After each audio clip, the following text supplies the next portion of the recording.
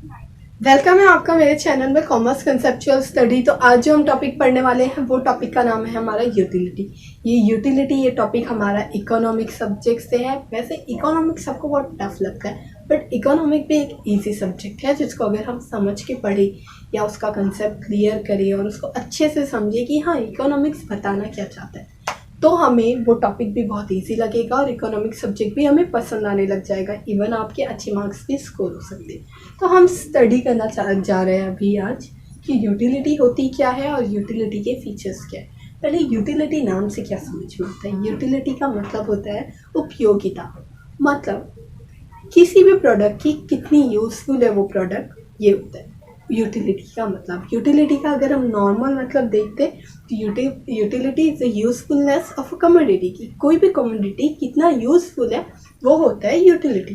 But अगर हम लोग इकोनॉमिक में उसकी डेफिनेशन देखते हैं तो वो ये बताता है utility is the want satisfying power of a commodity, कि मतलब किसी भी कमोडिटी की वांट सेटिस्फाइंग पावर।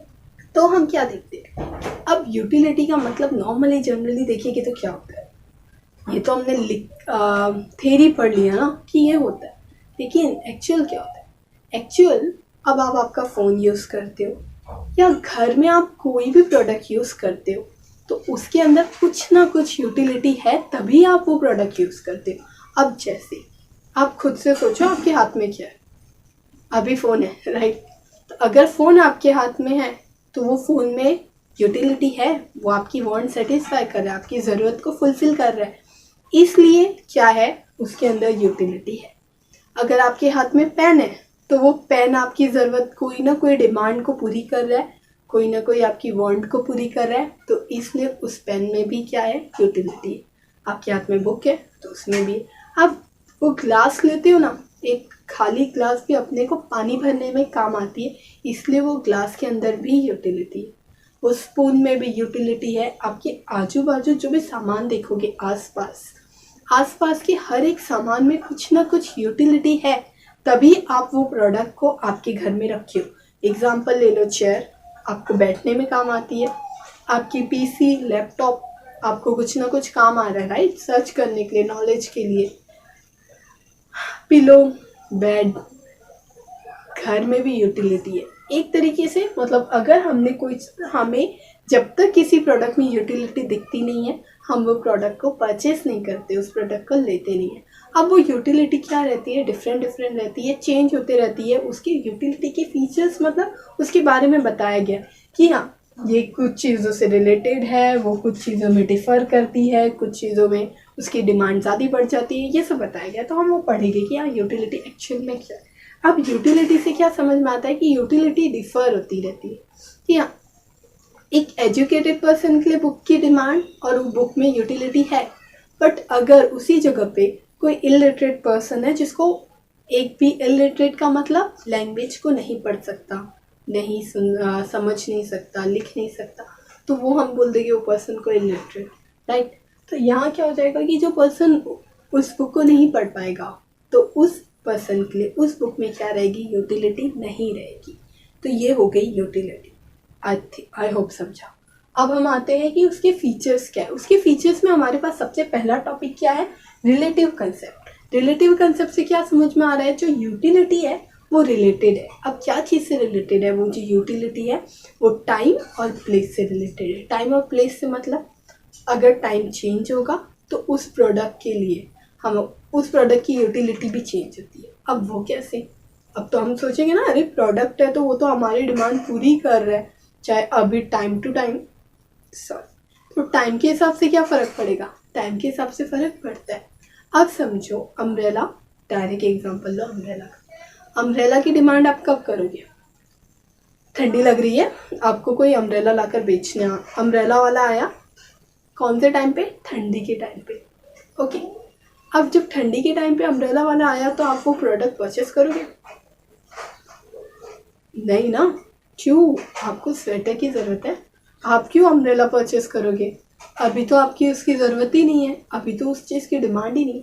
आइसक्रीम की डिमांड कब करेंगे, अब आइसक्रीम अगर ठंडी के टाइम पे कोई ला कर देगा तो कुछ लोग खाते हैं, बट मोस्टली देखेंगे कि ठंडी के टाइम पे उसकी डिमांड ज़्यादा रहेगी, वो उतना ज़्यादा यूज़फुल रहेगा जितना वो गर्मी में है। तो उसी तरीके से कि वो टाइम टू टाइम क्या हो रहा है, उसकी डिमांड, उसका यूज़फुलनेस और उसकी यूटिलिटी में चेंजेस आ रहा है कि अब वांट, हमारी जब वांट ही नहीं है तो हमारी कौन से वांट को सेटिस्फाई करेगा। तो इस तरीके से वो रिलेटेड है टाइम टू टाइम। और प्लेस मतलब अब जैसे कश्मीर, अब मुंबई में तो 12 महीने हम लोग स्वेटर पहन के नहीं रह सकते, कांट इमेजिन, ये तो हो ही नहीं सकता।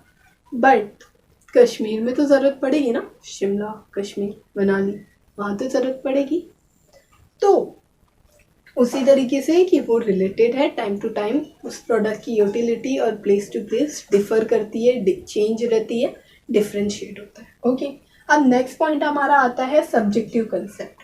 सब्जेक्टिव कंसेप्ट से क्या समझ में आता है कि सब्जेक्टिव कंसेप्ट मतलब ये सब्जेक्टिव कंसेप्ट है, सब्जेक्ट पे चेंज होता रहता है, हर कुछ कुछ पॉइंट पे चेंज होता है। अब कुछ कुछ पॉइंट मतलब हमारा डिसलाइक, पसंद, चॉइस, हमारी आदत। अब यहाँ क्या होगा कि अगर तुम्हें कोई एक प्रोडक्ट की आदत है या कोई एक प्रोडक्ट पसंद है तो उस प्रोडक्ट के लिए तुम्हारे पास उसकी यूटिलिटी ज़्यादा रहेगी। जैसे अगर मुझे बुक्स पढ़ना पसंद है, ओके, तो वो जो भी बुक्स रहेगी उस बुक्स के लिए मेरे पास उस बुक्स की यूटिलिटी मेरे लिए ज़्यादा रहेगी। मुझे उस बुक्स में हमेशा यूटिलिटी दिखेगी कि हाँ, वो मेरा वांट सेटिस्फाई कर रही है, उस बुक्स में यूटिलिटी है।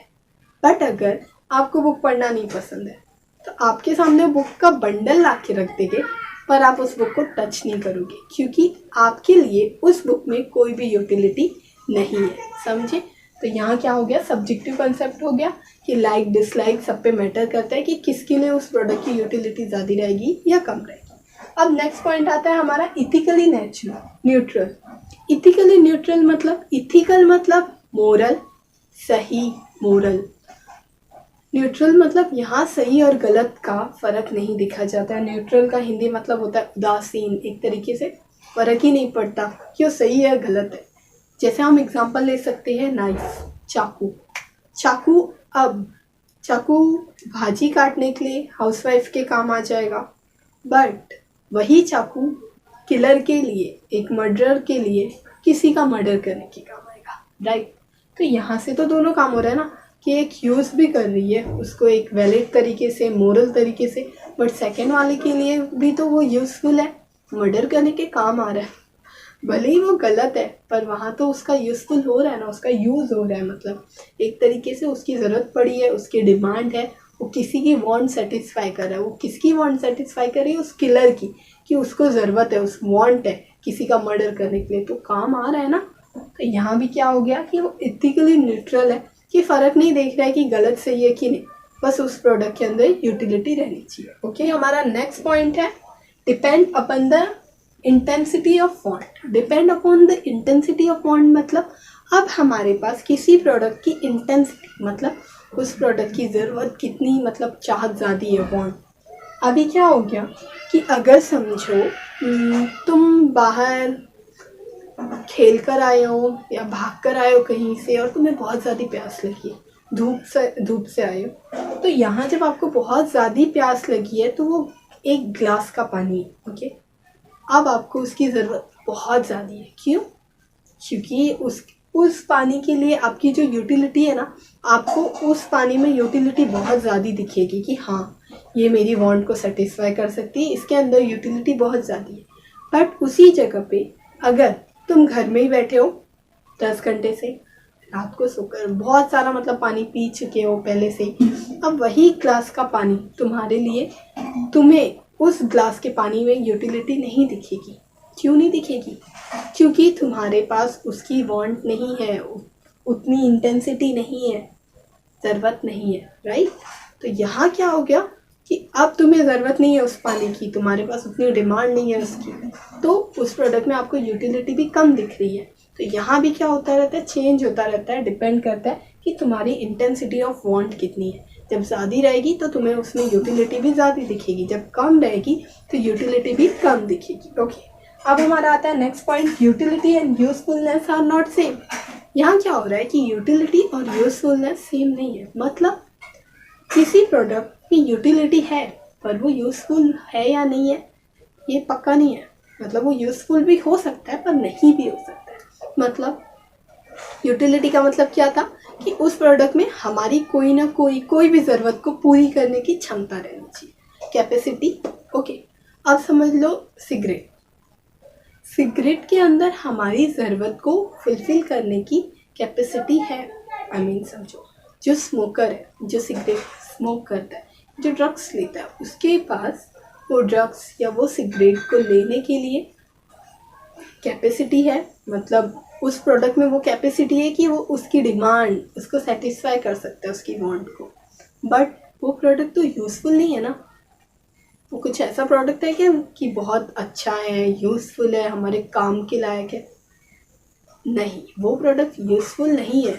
उसको यूज़फुल का मतलब क्या होता है कि वो एक अच्छा चीज़ हमारे ज़रूरत पे दे काम, और जो आगे चल के हमें हेल्पफुल रहे, एक तरीके से यूज़फुल का मतलब। बट यूज़फुल नहीं है, राइट? तो यहाँ हो गया कि यूटिलिटी और यूज़फुलनेस क्या हो गई, डिफ़र करती है, वो दोनों अलग होती है। बट है ओके।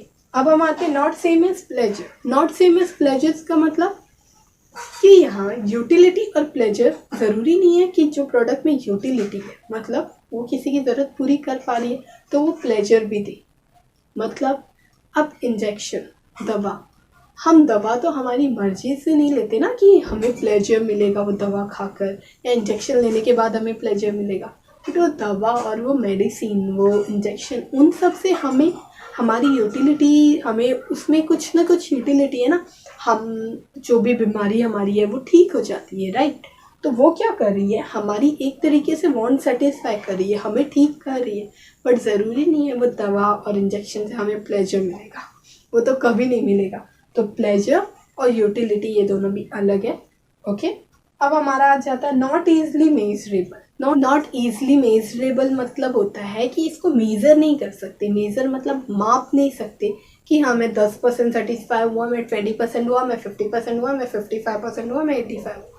यहाँ हम मेज़र नहीं कर सकते। हम यहाँ बोल सकते कि हाँ मैं हाइयर सेटिस्फाई हुआ या लोअर हुआ। मतलब पानी, जब आपको प्यास लगी थी ना, उस टाइम पे तुमने जब वो पानी पिया, तो उसके बाद तुम बोल सकते हो, अगर तुम्हें किसी ने 1 गिलास पानी दे दिया तो तुम बोलोगे हाँ मैं हाइयर सेटिस्फाई हूँ, हाँ मैं हाइयर सेटिस्फाई हूँ।